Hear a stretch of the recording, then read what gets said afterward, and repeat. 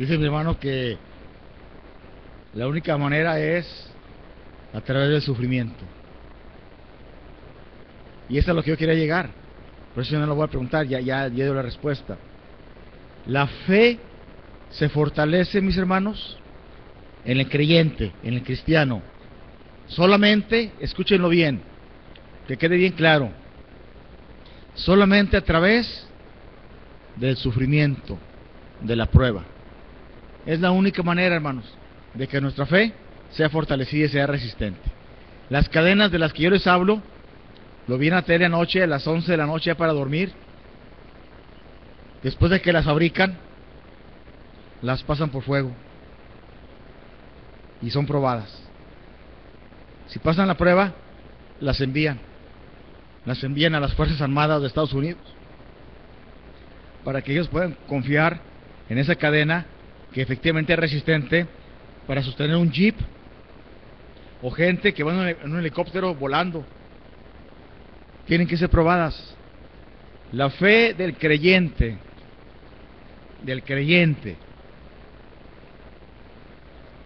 para ser fortalecida, tiene que ser a través de la prueba, del sufrimiento, del dolor.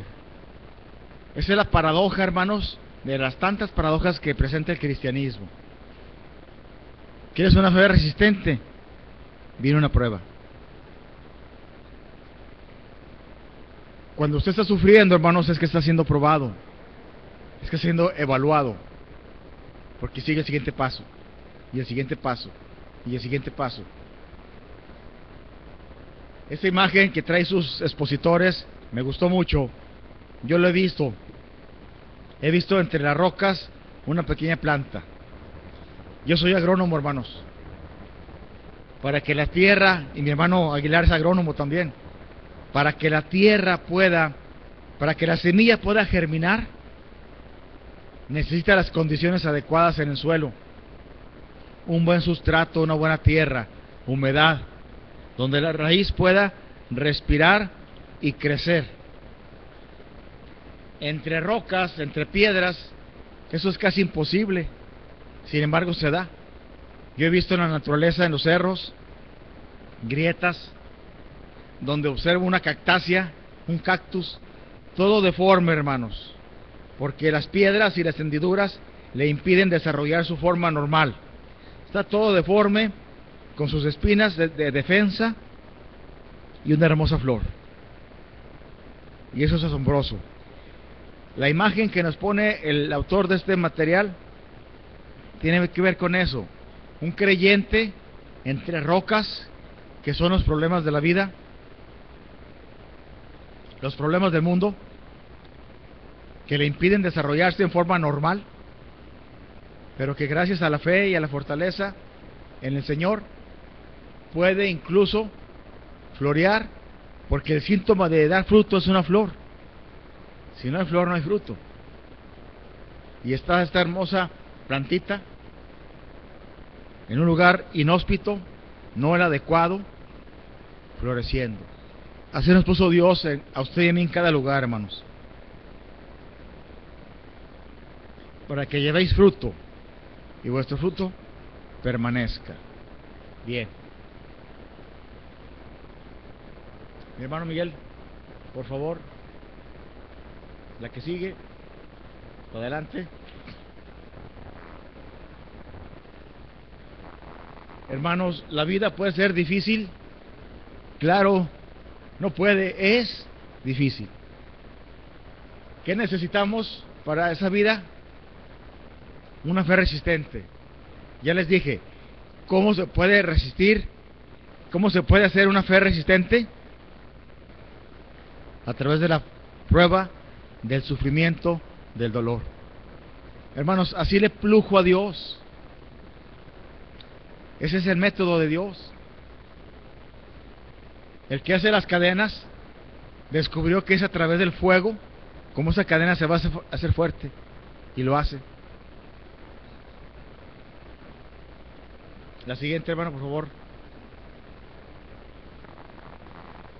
Ahora, ¿cómo describe usted su fe, hermano?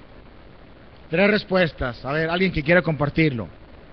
¿cómo describiría usted su fe? Voluntario, hermanos, para que no se sientan aludidos. Mi hermano Jesús, su fe está bien cimentada, claro, claro, en Cristo. Usted ha tenido muchas pruebas, hermano. Sí, no, pues discúlpeme, estoy especificando nada más, porque su respuesta es muy personal. Usted tiene una fe fortalecida en Cristo, porque ha tenido dificultades, y Dios le ha ayudado. Ok, ¿alguien más quiere compartirnos cómo describe su fe? ¿Alguien? Hermano.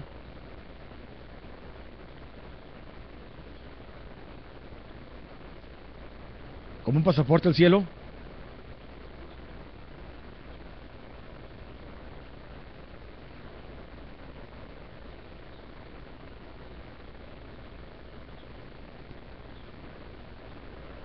Déjeme traducirlo, hermano, porque no lo escuchan.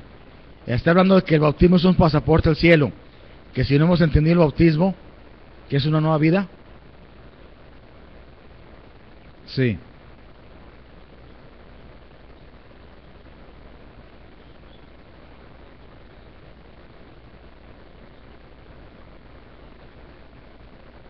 Es que no lo escucho, mi hermano, discúlpeme.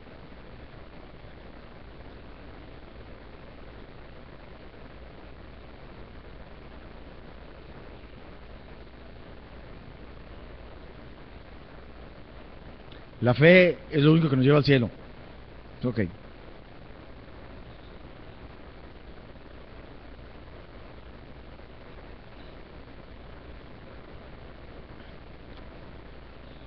Tenemos que ejercitar la fe diariamente.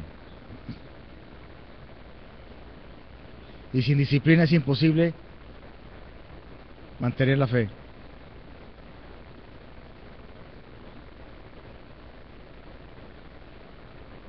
Y eso está en nosotros como creyentes, esa disciplina, ¿verdad? Ok, bueno, gracias. ¿Alguien más para concluir? Hermana Alicia, ¿cómo describe su fe personal usted?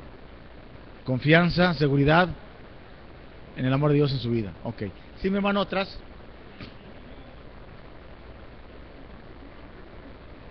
Le hablaron de Cristo desde niño, hermano. Usted conoció al Señor desde muy pequeño.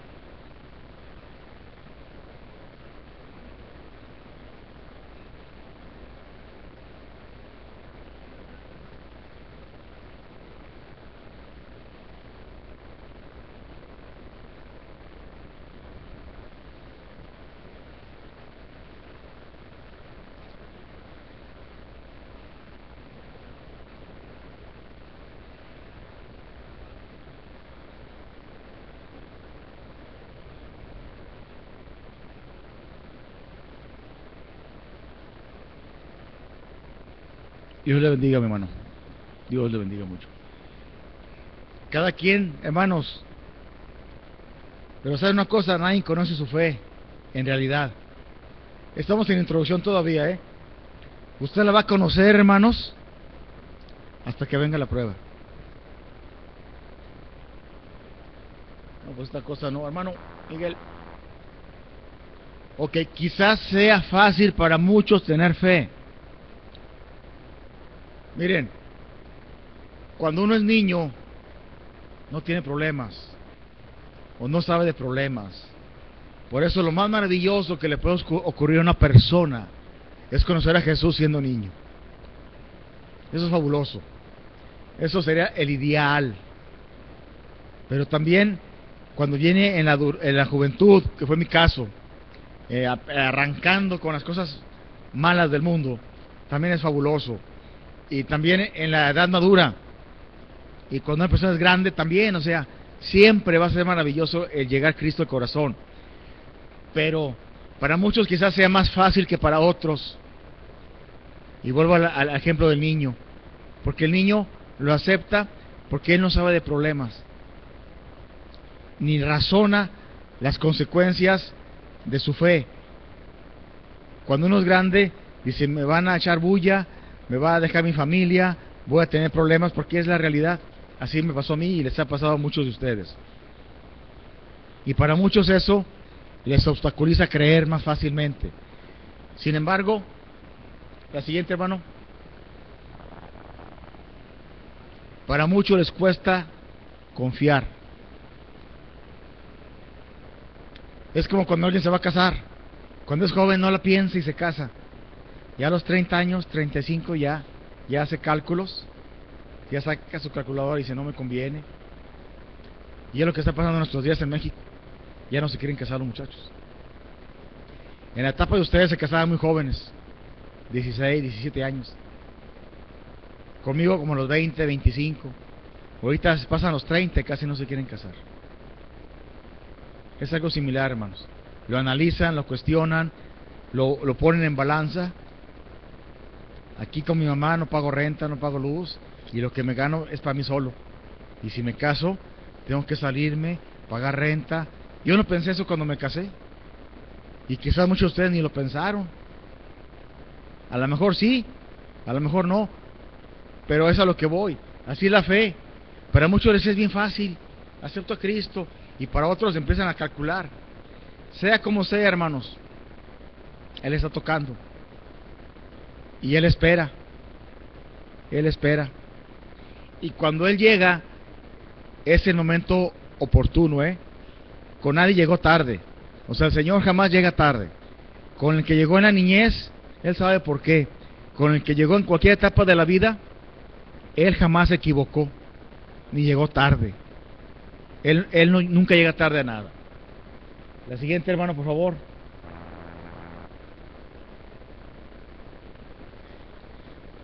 Para saber el tamaño y la fortaleza de nuestra fe, hermanos, lamentablemente tengo que decirles que es cuando llegan las dificultades.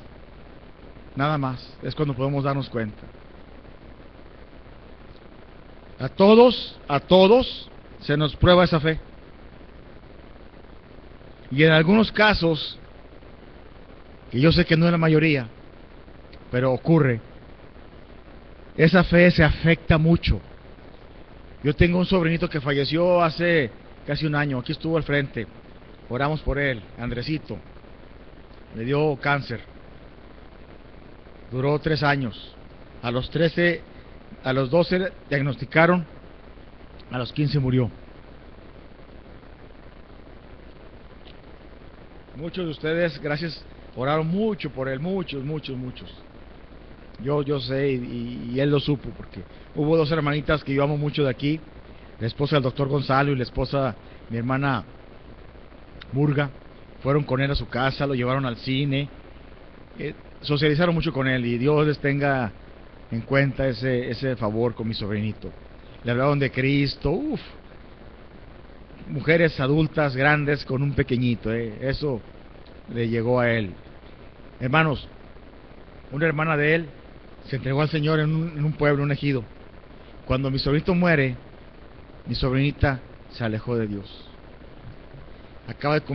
Va a cumplir 18 años, ya se casó, ya se fue. Ya no quiso nada. Ella quería que lo sanara, y no sanó. Se enojó, se disgustó y lo dejó. Esto pasa en muchas personas, que son la minoría, aunque son muchas, son la minoría. Porque el propósito de Dios no es alejar a sus hijos. El propósito de Dios a través de las pruebas es fortalecer la fe y un crecimiento. A lo mejor no supieron encauzar a esta sobrinita y explicarle a su pastor o a la persona que estaba a cargo de ella. Pero esto es real. Viene la prueba. Algunas veces esa fe es afectada porque tenemos un falso concepto de que el cristiano no va a sufrir y de que todo lo que pido me lo va a dar. Y como le di ayer en un eslogan, decláralo. Entonces, si lo declaras, ¿para qué quieres a Dios? Pues pídelo tú, hazlo tú. Porque hay doctrinas cristianas que dicen decláralo. Y que tú lo declaras, lo estás pidiendo. Entonces ya no te hace falta Dios. Porque dependemos de un Dios soberano y bajo su voluntad, que dice el Padre Nuestro, y someternos a esa voluntad, donde a veces es sí, o a veces es no, y yo tengo que sujetarme. Sí, hermano.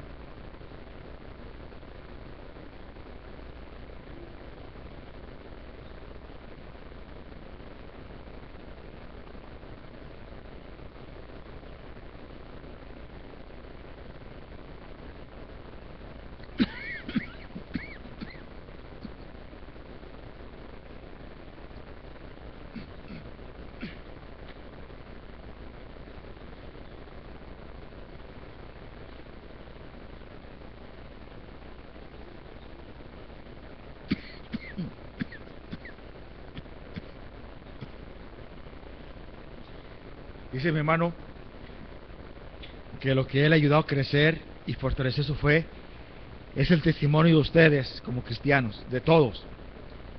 Cuando los miércoles pasan al frente o alguien pasa gracias a Dios, eso nos fortalece, hermanos. Cuando vemos a mi hermano en la prueba y oramos por él y luego vemos su victoria y él la comparte, eso nos fortalece.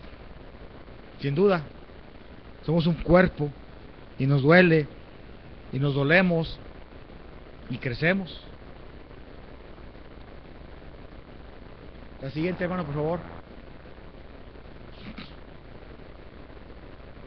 Esta pregunta de los 64,000 pesos, ya ni son muchos.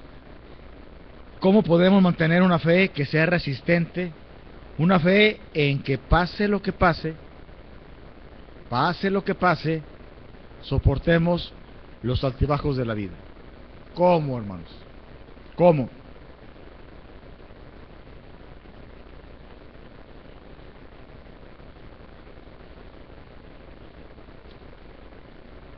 Este precioso libro, hermanos, cuenta historias de gente que Dios amó y que amaban a Dios, que sufrieron y que fueron victoriosos. Yolanda.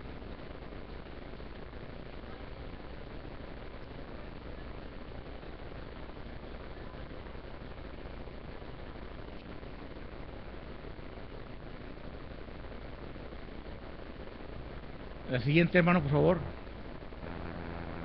Bueno, hermanos, esta serie de estudios que hoy iniciamos son 6. A partir de hoy vamos a estar viendo el libro de Primera de Pedro, la primera carta de Pedro. Es una carta breve, son creo que 5 capítulos, la primera, que nos va a mostrar a través de esa lectura, de esos 6 domingos a partir de hoy, cómo es la fe resistente. ¿Usted quiere tener una fe resistente, hermanos? Le invito a que comparta durante estos domingos con nosotros la palabra de Dios en Primera de Pedro. Léala, ore, estudie la lección. La siguiente, hermano. Lo más maravilloso es que gracias a Jesús podemos tener una fe fuerte, una fe resistente. Podemos permanecer firmes a pesar de que la vida nos presente altibajos. Cuando nace un bebé es hermoso, hermanos. Y cuando está mi esposa en el quirófano porque les van a extraer un tumor, es diferente. Cuando nacieron mis hijas, ni me puse nervioso, estaba nervioso y contento. Pero ahora que le operaron de un tumor, hermano, no estuve ni nervioso, ni contento, ¿verdad? Estuve como anestesiado. Así me sentí todo el tiempo, mis hijas y mi esposa, todos. Gracias a Dios y a las oraciones de muchos de ustedes. No hubo tiempo, hermano, no sentimos lo que en otras ocasiones llegamos a sentir. Y esa es, yo escuché esta palabra en labios de mi hermana Norma, la hermana de Cacho, sí, Norma, cuando perdió a Marco. Dijo, hermano, soy anestesiada. Y se me quedó muy grabada. Y ya lo experimenté yo. Y esta vez el Señor me anestesió. Nos da como un calmante que a pesar de la prueba, hermanos, como que estamos, sí estamos en el problema, pero no al 100, no sé, no hay angustia, no hay desesperación, estamos en un, perdón, sí, como tranquilos, o sea, conscientes, porque no hemos ingerido nada, porque luego le da un calmante a las personas. No, nada.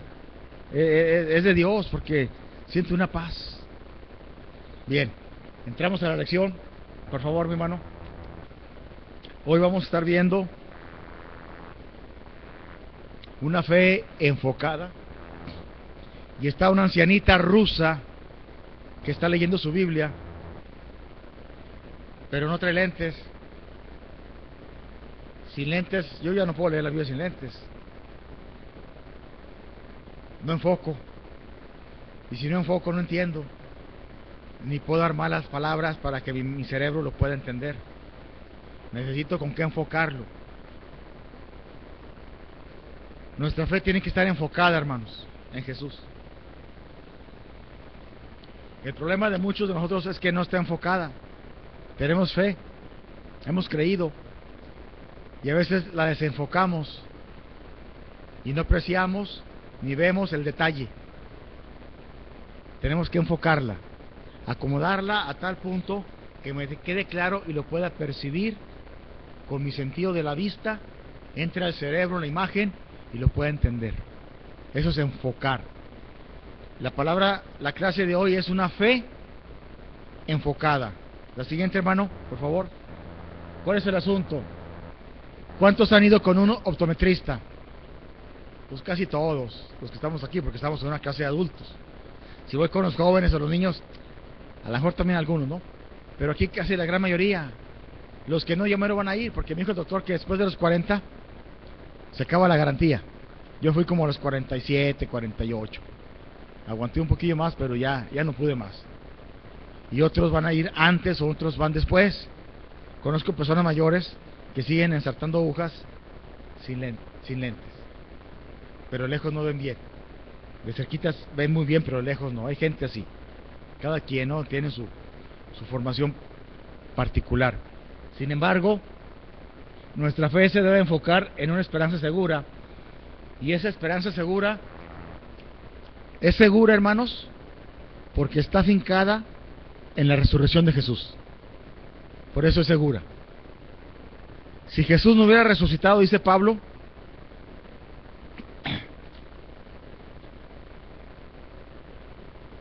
hueca sería nuestra fe, vana, liviana, sin peso, hueca. Mas Cristo resucitó.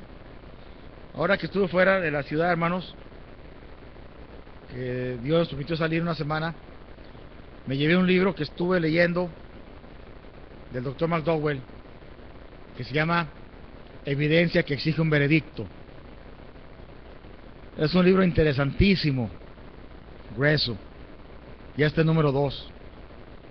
El Dr. McDowell, George McDowell, se convierte a Cristo, lo he dicho varias veces, siendo él universitario, porque veía a los creyentes en las universidades juntándose a orar, y él decía: bola de ignorantes, ¿cómo se ponen a orar? Y para criticarlos o señalarlos, se propuso investigar sobre la resurrección de Jesús. Y en un año sabático que tuvo él como maestro de la universidad, hizo gestiones y se fue a Israel y empezó a estudiar en varios lugares, varias universidades. Y al final, hermanos, este hombre se convierte a Cristo. Regresa a la universidad siendo creyente. Y por eso se llama Evidencia que exige un veredicto. Y él dice: la resurrección de Jesucristo es un hecho histórico. Hay evidencias. Y ahora que estuve fuera, estuve leyendo precisamente sobre la resurrección de Jesús. Los dichos y los hechos fuera del texto bíblico por personas que estuvieron y que lo mencionan a Jesús. Josefo, historiador judío, lo mencionó. Plinio, precisamente Plinio, en Asia Menor era un gobernante, le manda una carta a otro gobernador donde dice: oye, aquí hay muchos cristianos, ¿qué hacemos con ellos? ¿Hay que castigarlos o matarlos? Y le contesta Trujano, otro emperador: pues hay que castigarlos porque no quieren adorar al César. Son personajes fuera de la Biblia que mencionan al cristianismo, y son evidencias históricas que nada tienen que ver con la palabra de Dios, y habla sobre el hecho histórico de la resurrección de Jesús.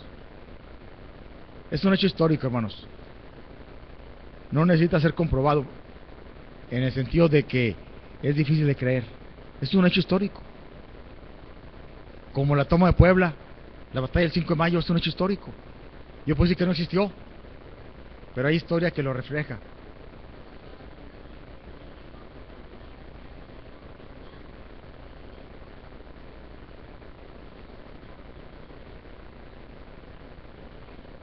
Ajá. La siguiente, hermano, por favor. La siguiente. Cuando hablamos de esperanza, hermanos, que es una palabra que usamos mucho, incluso hay gente que le pone a su hija esperanza, lo hablamos de muchas formas diferentes, pero ¿saben que el término que estamos usando es como un posible anhelo o un deseo? La siguiente. Por ejemplo, los que son santistas, tenemos la esperanza de que el Santos vuelva a ganar este año. Ya fue campeón el año pasado. Es un deseo que no siempre se va a cumplir. Es un yo quisiera, pero está así como que no depende de mí. La siguiente, bueno, perdón. Tengo la esperanza de poder descansar en las vacaciones, porque a veces llego no más cansado que antes. O yo tuviera la esperanza de empezar la clase de escuela dominical con todos. Pues no se va a cumplir, hermanos, ¿para qué me la hago? Yo sé que no se va a cumplir, discúlpenme. Hay gente que prefiere otra cosa que estar en clase de escuela dominical. Ya me quedó claro, lo entiendo. Pero sigue siendo un deseo. Como dice el pastor, los brincos dieras, Chuy. O sea, no, qué triste, ¿no? Pero es la realidad. Es un deseo que también sé yo que no se va a cumplir. Pero lo deseo, como muchos de ustedes desean cosas que no se van a cumplir. La Biblia ofrece una perspectiva diferente de la palabra esperanza. Es mucho más grande y segura. Porque vuelvo al asunto, la esperanza del que habla la Biblia, la siguiente, está arraigada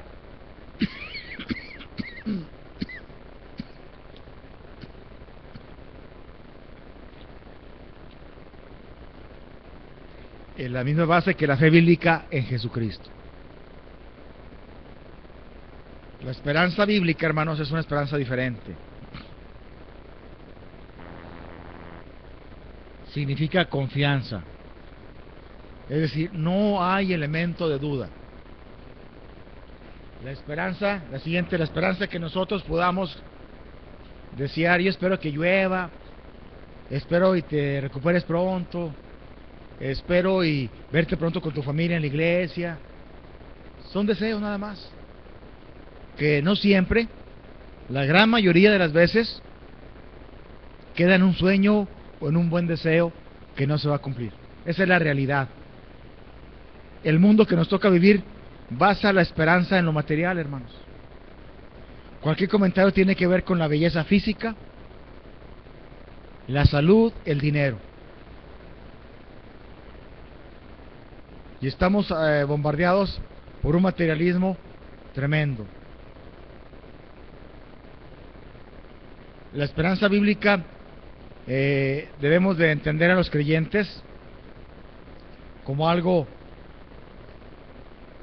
que va a ocurrir porque Jesús resucitó, y en esa esperanza está basada en ese hecho histórico que es la resurrección de Jesús. La siguiente, entrando al texto, 1 Pedro. Pedro escribió esta carta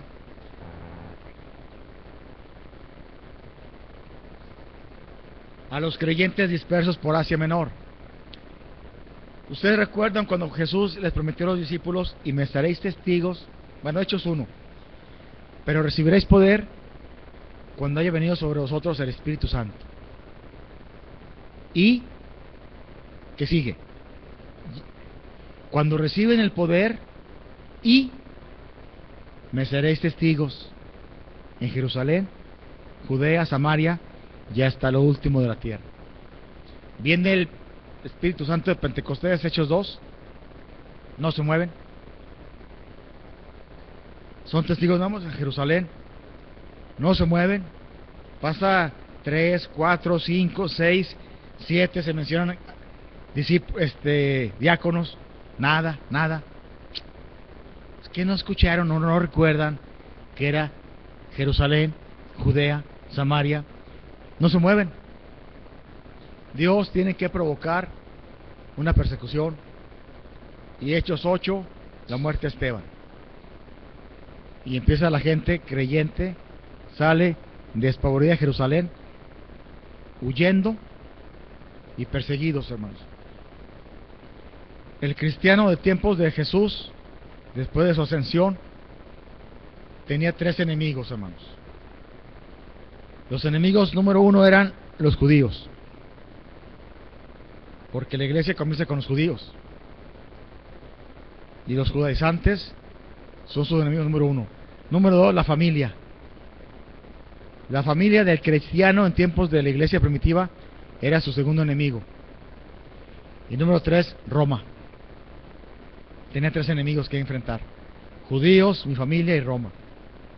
Y eso hizo que dejaran trabajo, familia, hogares, y salieron huyendo porque los perseguían. Pablo mismo era un perseguidor de la iglesia y los mataban. Cuando salen despavoridos huyendo, hermanos, salen a muchas regiones fuera de Israel, obviamente. Muchos de ellos van hacia Menor y a muchas partes. Por eso cuando dice Pedro escribió esta carta a los creyentes dispersos en Asia Menor,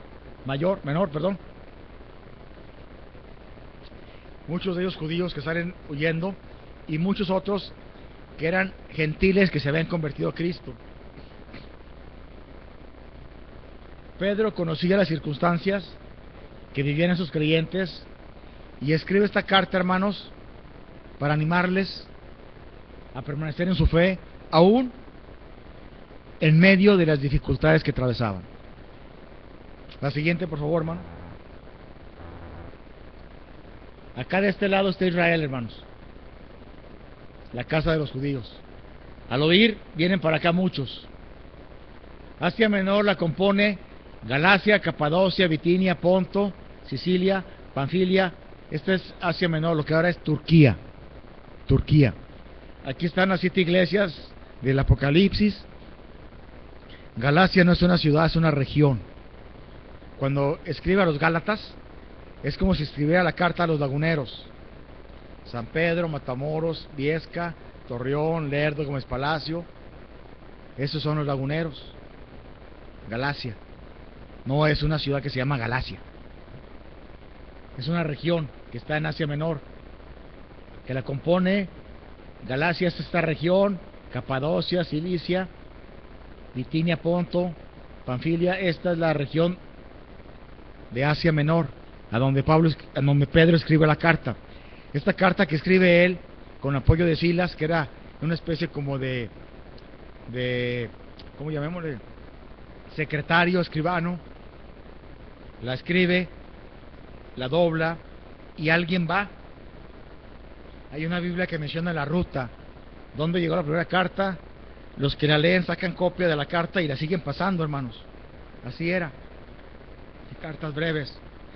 La transcriben y se llevan la original a otra iglesia. Esta iglesia a su vez transcribe y la pasean por Galacia, por esta región de Asia. Y varias tienen la carta de Pedro y la leen. En su hogar, en la sinagoga no había templos cristianos todavía, huyendo de la persecución de Roma, de los judíos y de los familiares.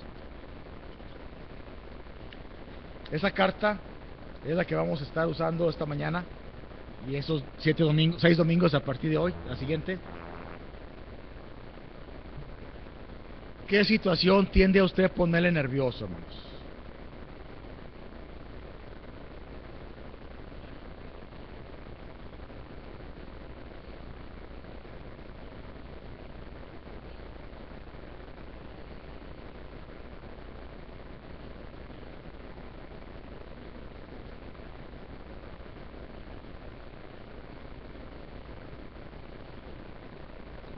Mi hermana se fue su niña Dianita a la Ciudad de México, nada más a México.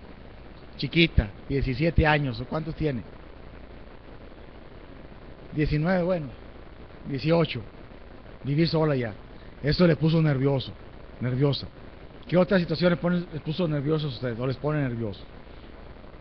Cuando uno va a donar sangre.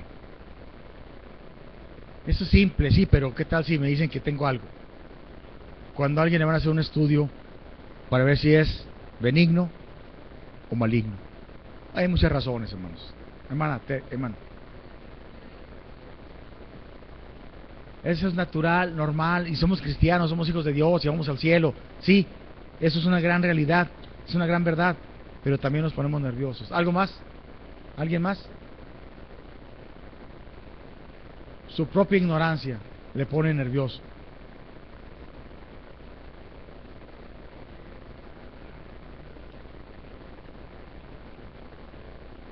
Ah, sí. ¿Sí? ¿Sí? ¿Sí? Ajá. ¿Y usted firmó?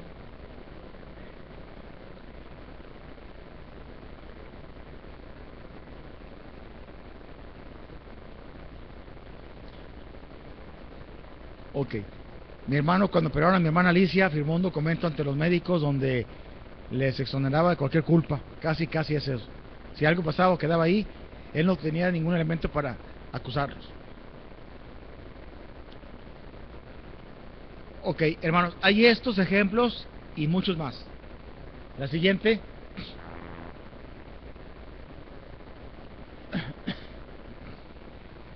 Estamos hablando de una fe resistente.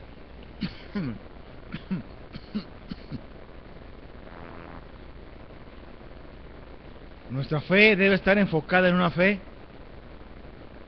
en una esperanza segura, hermanos. Cuando entendamos que la esperanza en la que estamos fundados es una esperanza segura porque Jesús resucitó y Él la garantiza,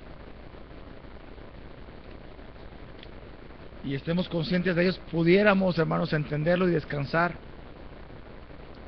en Él, pedirle que nos anestesie, que no alcancemos a llegar a los nervios. La siguiente, hermano, por favor. Vamos a estudiar la importancia de la fe. ¿Qué tan importante es la fe, hermanos, cuando vienen las situaciones difíciles? Entramos al texto. La siguiente, hermano, por favor.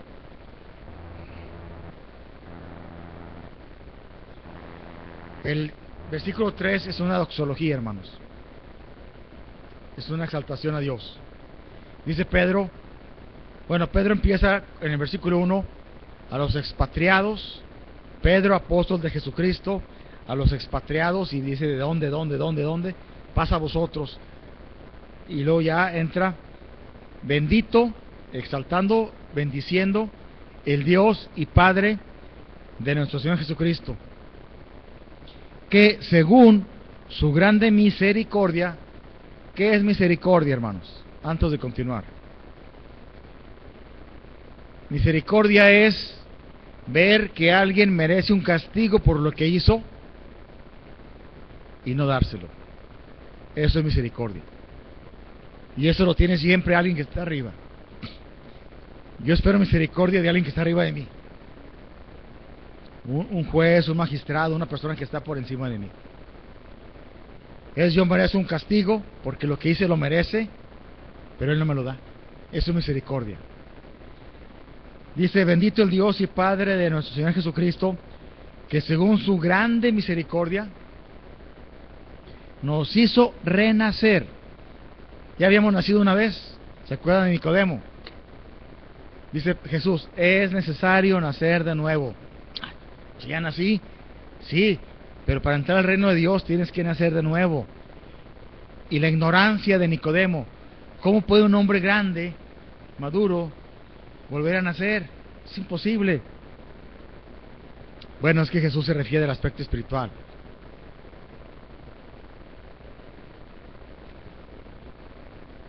Nos hizo renacer. ¿Para qué, hermanos?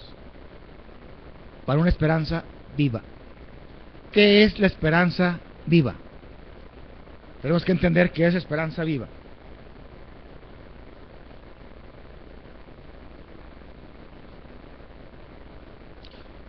Una esperanza que uno pone en práctica, pero que viene de Dios. Y es una esperanza segura. No es lo que yo pudiera esperar o desear o anhelar. Está nublado, espero llueva, porque hace mucho calor y pues no va a llover. Así es en Torreón, se nubla pero no llueve, o llueve en algunas partes. La esperanza viva es una esperanza garantizada que va a ocurrir. Y luego viene, ¿por qué va a ocurrir? Bueno, porque ya ocurrió la resurrección de Jesús. Eso ya ocurrió y eso garantiza que va a ocurrir la esperanza viva. Para una herencia incorruptible. Yo estuve leyendo un comentario y me gustó. Dice, una recompensa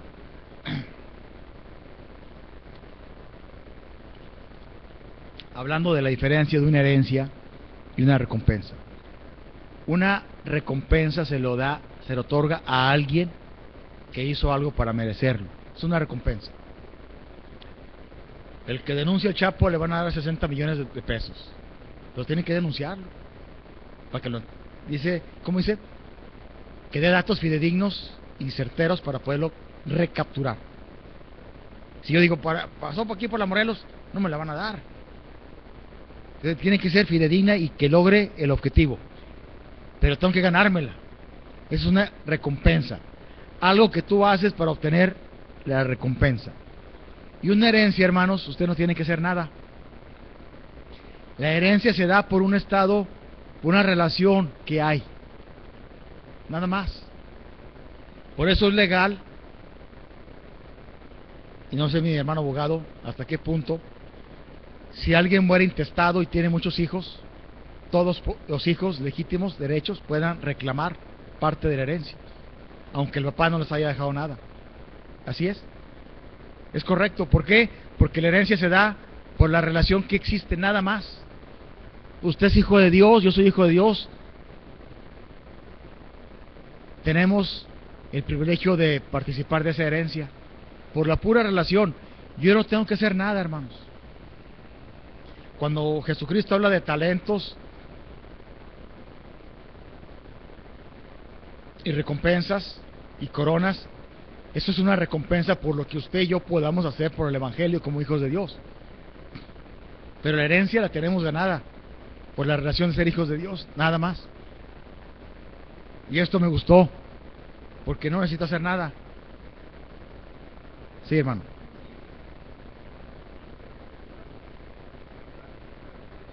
Ok.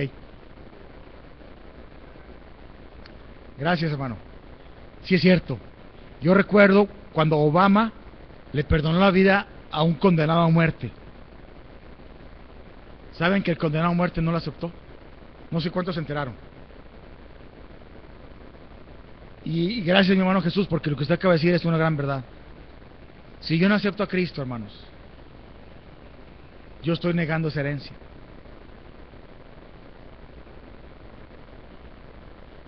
Este condenado a muerte no aceptó el perdón de Obama, que es el único en Estados Unidos que puede librar de la muerte a un condenado. Él era culpable, él no quiso y aceptó la muerte y murió. Obama no pudo hacer nada.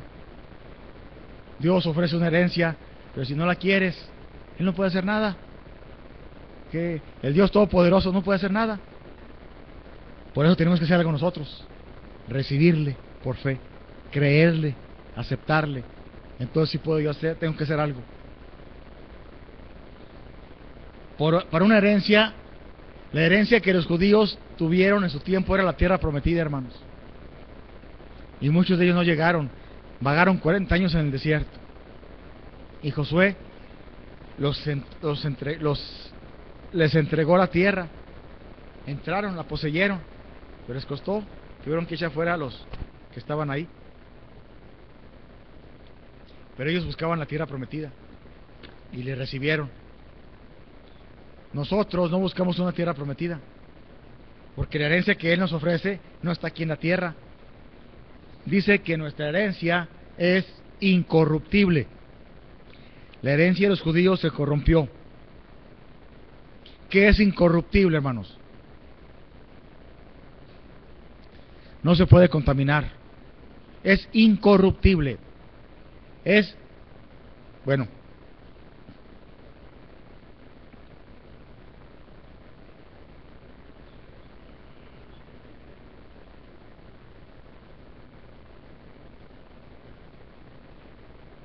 es incontaminada. Lo entendemos, no se puede contaminar, no se puede corromper. Inmarcesible, hace mucho lo comentamos, no sé si mi hermano Manuel se acuerde. Inmarcesible es que no se marchita. No se marchita. La palabra inmarcesible significa no se va a marchitar. A mi esposa le enviaron un arreglo de flores, mi familia, mis hermanos Malacara, ahora que estuvo en recuperación. Ahorita en la mañana la vi todas marchitas, las flores, estaban muy bonitas. Se marchitó, se van a la basura. Estaban muy bonitas nada más los primeros días. La herencia que Él ofrece no se marchita, siempre va a estar. Y algo que me interesó mucho, hermanos, que tiene una raíz profunda en su explicación, es reservada en los cielos para vosotros. ¿Quiénes son vosotros? Los que están sufriendo, los que están siendo perseguidos por causa de su fe, los que salieron huyendo, los que están en otra patria, porque menciona expatriados en la diáspora, creyentes que huyen de Roma, de la persecución familiar de los judíos a través de Pablo, que los azotaba y los entregaban a las prisiones. Esa herencia que Él les tiene, incontaminada, inmarcesible, incorruptible, Él la tiene reservada. Y la raíz original griega para reservada tiene que ver con un concepto militar.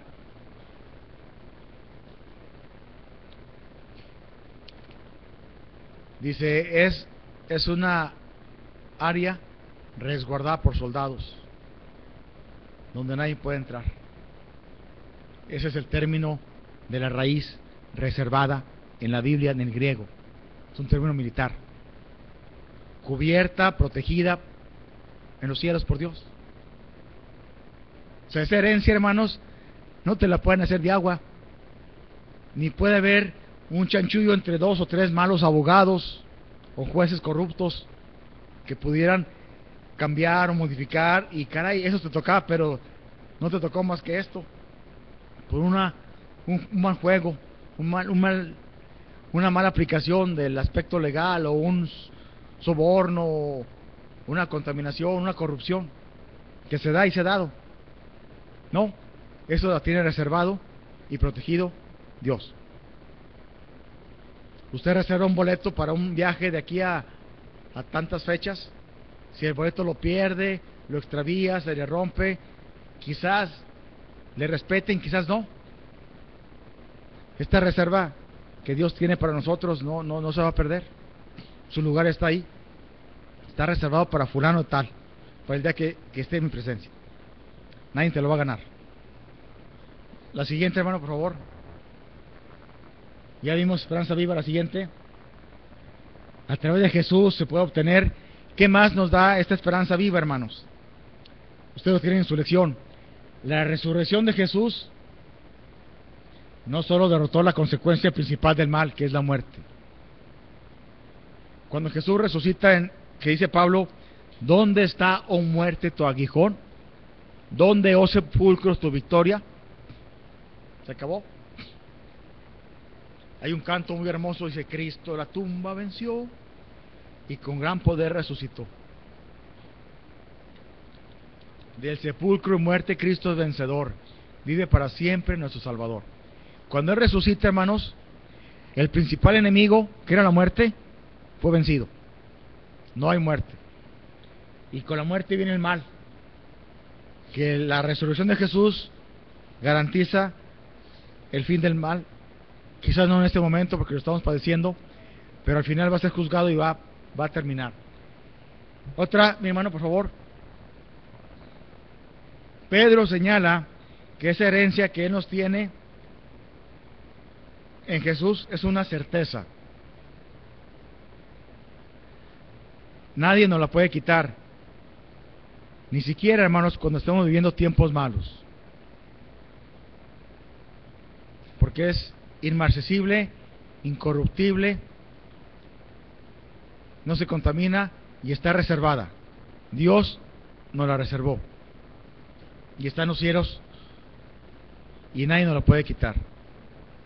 Hermano, aunque usted le deje Alzheimer cuando crezca, ya no conozca a nadie ni sepa de nada, no va a perder su herencia. Es una garantía. Ese se lo otorgó a usted y a mí por haber creído en Jesucristo, por esa relación con el Padre, haber dicho sí al sacrificio de Jesús. Es una verdad sólida. La siguiente. Soporta hasta las terribles tormentas. La siguiente, hermano.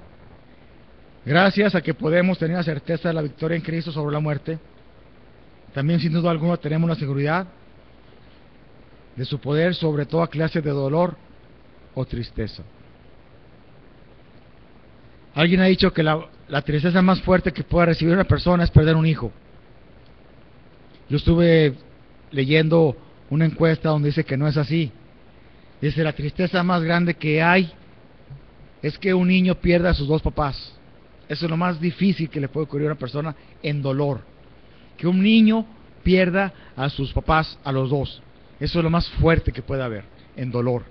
Lo segundo más fuerte es un matrimonio de larga vida, de 40, 50, 55 años de matrimonio y un chorro de noviazgo, muera uno. Ese es el segundo dolor más grande que puede haber, después del niño que pierde a sus papás. Y el tercer dolor es perder un hijo. En esa escala, según una encuesta con muchas personas. No sé si sea el caso, yo no he experimentado eso. Pero hay dolores terribles, hermanos. Fuertes. Solo Dios, a través de su esperanza, nos puede anestesiar. Nos puede tranquilizar. Nos puede dar esa paz. La siguiente, hermano, por favor. La siguiente, hermano. Gracias. La siguiente. Alguien puede decir, ok, esa herencia la tiene reservada el Señor para mí. Pero ¿qué tal si yo me pierdo? Porque esa es la cuestión. Muchos cristianos están sufriendo, padeciendo, porque les han enseñado que la salvación se pierde. Que caíste de la gracia. Que estás fuera de la gracia. Y que pecaste y tienes que arrepentirte porque ya perdiste tu salvación. Esa es una angustia espiritual tremenda, hermanos. Porque no sé cuántas veces al día pecamos como cristianos. Un chorro. Muchas. Dice el comentarista, esta fe que tenemos, dice este texto que yo lo acabo de entender, nosotros los cristianos hijos de Dios somos guardados por el poder de Dios. Mediante la fe. La fe es lo que Él nos pide para podernos guardar. Una fe en Jesucristo. Ese texto, aunque no viene muy claro para muchos, garantiza la salvación de las personas. Porque así como esa herencia está reservada, nosotros somos guardados por el poder de Dios mediante la fe. Y el poder de Dios es un Dios todopoderoso. No hay nada arriba de Dios. Y Él nos guarda a nosotros mediante la fe. La fe es esa llave, ese NIP para poder acceder a su presencia. La fe en Jesucristo, obviamente. Para alcanzar la salvación que está preparada para ser manifestada en el tiempo postrero. Ese texto enseña que fuimos salvos cuando creímos, estamos siendo salvados en este momento y seremos salvos. La salvación en 3 tiempos, hermanos. Fui salvo cuando creí, estoy siendo salvado y seré salvo. Si entendemos los 3 tiempos. Dice Pedro, en lo cual vosotros os alegráis, y luego como que cambia el tono de la voz. Aunque ahora por un poco tiempo, si es necesario, tengáis que ser afligidos en diversas pruebas. ¿Qué es lo que están experimentando sus oyentes en primera persona a quienes fue escrita la carta? Creyentes correteados por el sistema político de Roma, por los judíos y por su familia. Si eran atrapados, no había quien los defendiera, hermanos. El Estado no podía defenderlos, porque al no adorar al César, los tachaban como ateos y eran dignos de muerte. Y muchos miles de cristianos murieron. Miles. Esto ocurre en la época de Nerón, hermanos. Cuando Pedro escribe esta carta, está Nerón reinando. Nerón. Después siguió Calígula. Puros emperadores malditos, o a lo mejor me quedo corto con la palabra maldito. En lo cual vosotros os alegráis, aunque ahora por poco tiempo, si es necesario, tengáis que ser afligidos en diversas pruebas. Y aquí viene la explicación de por qué la prueba. Para que sometida a prueba vuestra fe es mucho más preciosa que el oro, hermanos, el cual, aunque es perecedero, se pierde, se descompone, se destruye, se prueba con fuego. Ustedes saben que para extraer el oro de las piedras lo ponen a hervir. Todo lo demás se consume y se evapora, y el oro permanece. Y es la purificación, se purifica. Y se prueba con el fuego. Nuestra fe tiene que ser probada para que sea resistente, para que sea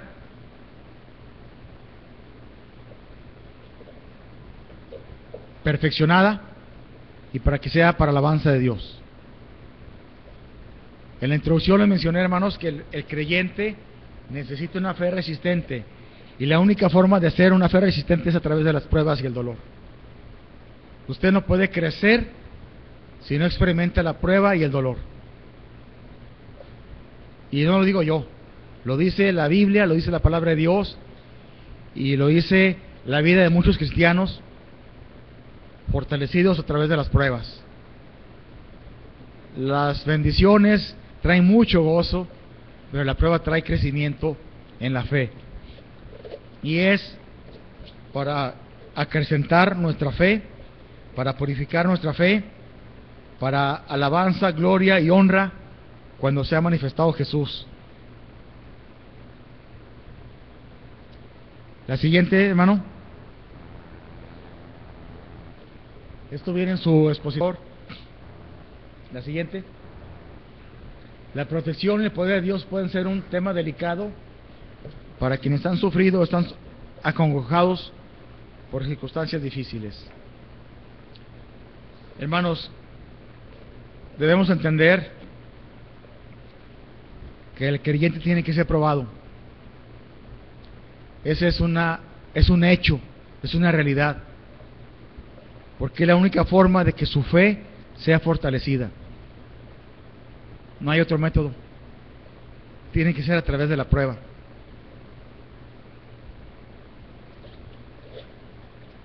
Pedro nos recuerda en esta carta que fijemos nuestra atención en la salvación que tenemos en Cristo, que es el resultado de la fe, más que en el sufrimiento del cuerpo. Cuando Pablo ora a Dios 3 veces por ese aguijón en la carne que le azota, que le bofetea, que lo mantiene en raya, y que Dios no le responde. Bueno, sí respondió Dios. ¿Qué le dijo Dios? ¿Alguien se acuerda? ¿Por qué? ¿Por qué? Sí, pero ¿qué más? Bástate en mi gracia, porque mi poder se perfecciona en la debilidad. Y yo les decía hace algunas clases que cuando se refiere a básate en mi gracia, se refiere a bástate en mi salvación. Bástate que eres hijo mío. Y Pablo lo entendió. Y para Pablo ya no era angustioso buscar su salud física. Él lo entendió. Y quizás muchos lo hemos entendido y hemos dejado de pedir por la salud de nosotros. Porque cuando dice, bástate en mi gracia, hermanos, lo más importante que le puede ocurrir a una persona es conocer a Jesús. ¿De qué le sirve a alguien tener dinero, salud y prosperidad si no conoce a Jesús? De nada. ¿Qué recompensa dará al hombre por su alma? Nada. Sin embargo, conoce a Jesús, si está enfermo y tiene problemas, pues sí, pero él conoce a Jesús. Y al final, el que va a estar en su presencia es el que conoció a Jesús, el que le recibió, el que se bastó con la gracia de él. Por eso, en el momento difícil debemos entenderlo así, hermanos. Es más importante la gracia de él que el cuerpo. Lo que perdura en esta vida es una fe genuina. La siguiente, hermanos, me quedan 2 minutos. Esto llega a ocurrirnos muchas veces, hermanos. Tenemos la tendencia de considerar la fe como el último recurso. Primero empezamos a hacer cosas para obtener lo que deseamos, y ya cuando de plano nos pone el Señor,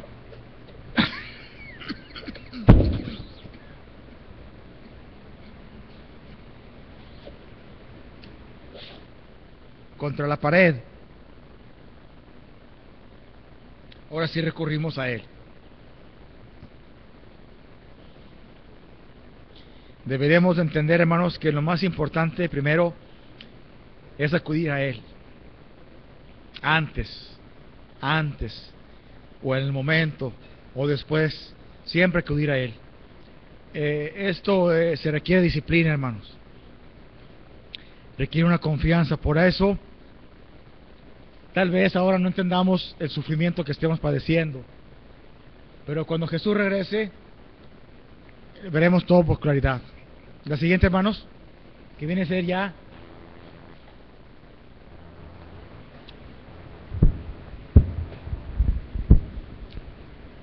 más recio, hermanos, más recio, por favor. No, síguele.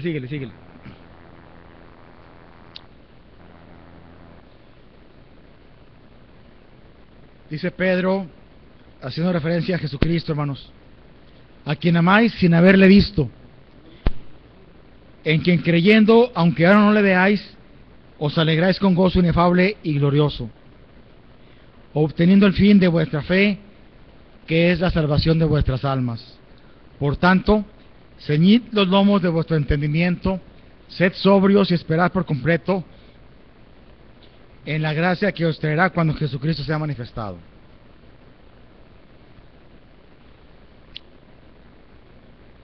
Hay una bienaventuranza en el Nuevo Testamento, en los Evangelios.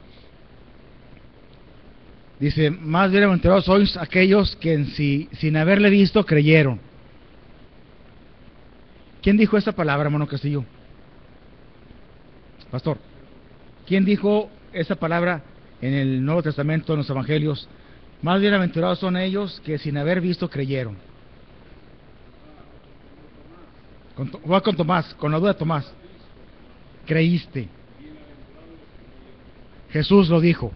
Cuando Tomás dice, no es cierto, y se aparece y mete tu dedo y el costado, y Jesús le responde, Tomás, creíste porque me viste, porque efectivamente así fue. Y luego hace referencia, más bienaventurados los que creerán sin haberme visto. Y Pedro aquí vuelve a usar esas palabras. De hecho, Pedro en su carta, en su primera carta, hermanos, utiliza muchas frases que escuchó de Jesús. Esa es una de ellas. A quien amáis sin haberle visto, en quien creyendo, aunque ahora no le veáis, os alegréis con un gozo inenarrable, con un gozo que no puedes explicar. Y finalmente, hermano, ya para concluir, Miguel, Ya, la última, por favor. La última. La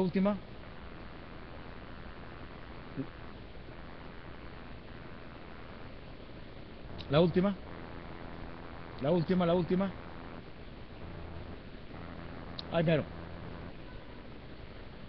Hermanos, como resumen o como tarea o como algo que tenemos que sacarle provecho a esta clase, es el siguiente ejercicio. Hay que poner en práctica lo siguiente. Confíe en las cosas pequeñas. ¿Qué con esto, hermanos? Para aprender a confiar en Dios en las cosas grandes, usted debe aprender a confiar en Dios en las cosas pequeñas. Es un ejercicio que usted va a hacer, que deberíamos hacer todos. En las cosas pequeñas, confiar en Él. Y aprender a confiar diariamente, buscar situaciones consciente e intencionalmente para expresar su confianza en Dios. El confiar en Dios, hermanos, requiere disciplina. No se da de la noche a la mañana. Porque el creyente también se enferma. El creyente también le dan enfermedades terminales. El creyente también sufre. También lo despiden del trabajo. También tiene momentos tristes y angustiosos. Pero cuando uno empieza a confiar en Él, esto le va a servir para confiar en las cosas mayores. Prepare su mente, hermanos. Lea la palabra de Dios, lea un libro o escuche mensajes que le ayuden a entender un poquito más en las cosas doctrinales básicas. Valore la salvación que tiene, hermanos. Disfrútela, analícela. No la va a comprender al final, pero trate de valorar. Imagine usted qué había hecho sin Cristo. ¿Dónde estaría hoy? Como dice ese canto, ¿no?